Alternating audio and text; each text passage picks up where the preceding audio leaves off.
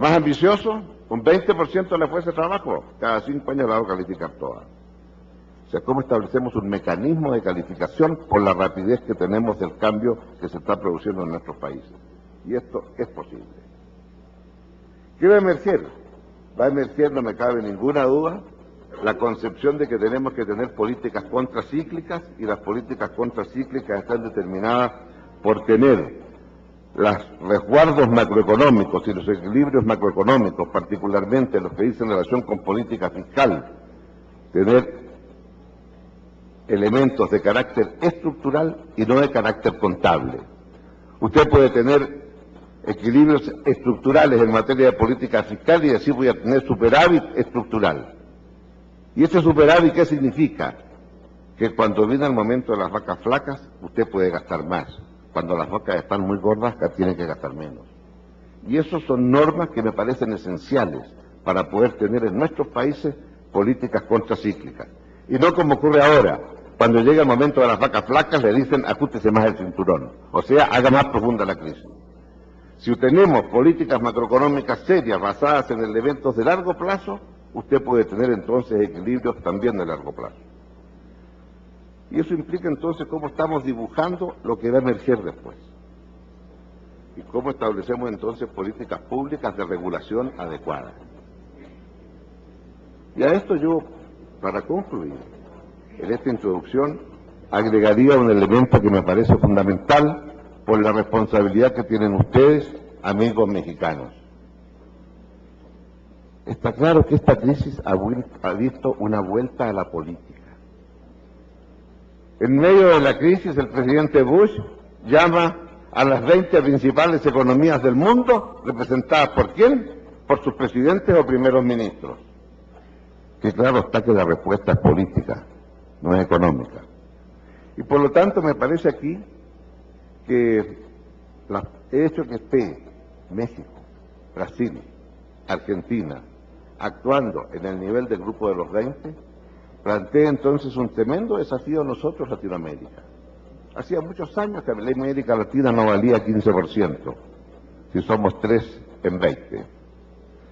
Y hacía muchos años que América Latina no podía plasmar su voz con más fuerza que en ese foro, que se vuelve a reunir a comienzos de abril, el 2 de abril. Y entonces, el tema es,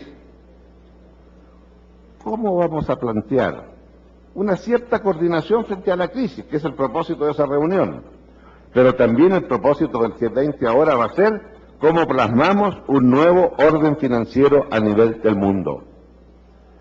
Estábamos cansados de decir, por cierto, que los acuerdos de Bretton Woods reflejan las realidades económicas que existían a comienzos de la década del 50, el año 44, cuando se firma Bretton Woods. Pero Bretton Woods, claro, estableció el patrón oro para el intercambio entre países, que eso se derogó de una plumada en un 15 de agosto del año 71 por el presidente Nixon. Y cambió el sistema de una plumada, pero nunca nos pusimos al día desde ese cambio hasta ahora. Y ahora entonces se empieza a hablar por todos en un nuevo Bretton Woods. O sea que es muy difícil, un nuevo Bretton Woods. A lo mejor más modestamente se va a tratar de ajustar las instituciones que salieron de Bretton Woods a la realidad actual. Sea que queremos un cambio mucho más radical, sea que políticamente hablando es posible actualizar, en ambos casos tenemos una voz que decir. Una voz que decir respecto al Banco Mundial, una voz que decir respecto al Fondo Monetario y una voz que decir también que ante una crisis de esta magnitud, cuando estamos hablando de paquetes que para enfrentar la crisis se requieren 750 billones de dólares, 1.000 millones de dólares, o 800 como el presidente Obama, digámoslo claramente, el Fondo Monetario con 250.000 millones de reserva está en condiciones de resolver temas de países de mediano para abajo, pero no de los grandes países. Y eso no nos parece razonable, en consecuencia, que sea la Reserva Federal de Estados Unidos la que ofrezca a los países más grandes que usted un apoyo. Y por lo tanto, acá hay algo que plantear muy directamente. ¿Cómo hacemos un Fondo Monetario que esté en condiciones de enfrentar un desafío de esta magnitud en el futuro sin recurrir a nadie en particular? Y por lo tanto, creo que acá tenemos mucho que poder aportar como América Latina, lo que han sido nuestras propias experiencias. porque digámoslo, para concluir, esta crisis comenzó allá, no acá.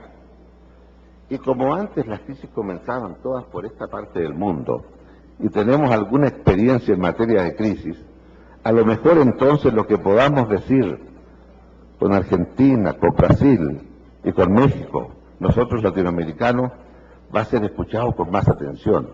Después de todo, esta gente sí que sabe de crisis, porque hemos sabido salir de crisis otras veces.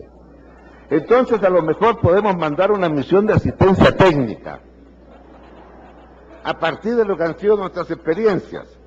Y si hablamos con una sola voz, capaz que nos escuchen con más seriedad. Muchas gracias.